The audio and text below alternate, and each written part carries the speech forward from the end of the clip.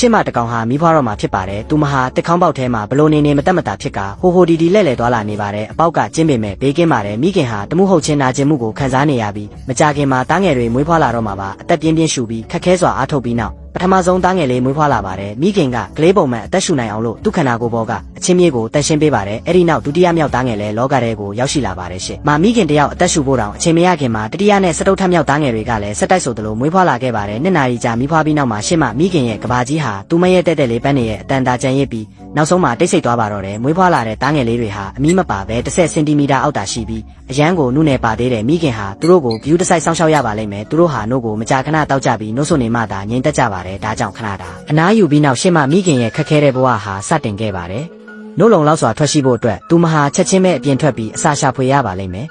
အတိုက်ကနေမထွက်ခွာခင်မှာရင်းကြီးတွေနဲ့တားငယ်တွေကိုတေချာဖုံးကွယ်ထားပါတယ်ဒီလိုလုပ်တာကတားရဲတိရစ္ဆာန်တွေတားငယ်တွေကိုရှာမတွေ့အောင်ကူညီပေးပါတယ်တားသမီးတွေရဲ့ဘေးကင်းရဲ့အတွက်ရှင့်မမိခင်ဟာသူတို့စီကနေတိတ်ဝေးကြီးကိုမသွားပါဘူးတစ်ပင်အောက်ကချောင်းသားမှာရေမျက်နှာပြင်ပေါ်မှာပေါ်နေတဲ့အခွန်မာသီးတွေကိုသူမတွေ့ရှိခဲ့ပါတယ်ဒါပေမဲ့သူမကရေကူးမကျွမ်းကျင်တယ်လို့အခွန်မာသီးတွေကလည်းကန်းနားနဲ့ဝေးလုံးနေပါတယ်ဒါကြောင့်သူမဟာအနီးနားကနှိမ့်တဲ့တကိုင်းတစ်ခုပေါ်တက်ပြီးခြေထောက်နဲ့ထောက်ကကိုရှိကိုကိုင်းညွတ်ပြီးလက်နှစ်ဖက်နဲ့အခွန်မာသီးတွေကိုကော်ယူဖို့စ조사ပါတယ်ဒါပေမဲ့အချိန်ပေါင်းများစွာစ조사ပြီးနောက်မှာမအောင်မြင်ပါဘူးရုတ်တရက်တိတ်ငက်တကောင်ပေါ်လာပါတယ်တိတ်ငက်ကရှင့်ကိုအမဲလိုက်တာမျိုးမလုပ်ပေမဲ့သူမရဲ့အစာရှာဖွေမှုကိုနှောက်ယှက်လိုက်ပါတယ်ရှင့်ဟာအဝေးတနေရာမှာစိတ်ရှိလက်ရှိစောင့်ဆိုင်နေပါတယ်တိတ်ငက်ထွက်သွားပြီးနောက်သူမဟာတစ်ကိုင်းပေါ်ကိုပြန်တက်ပြီးအခွန်မာသီးကိုကော်ယူလိုက်ပါတယ်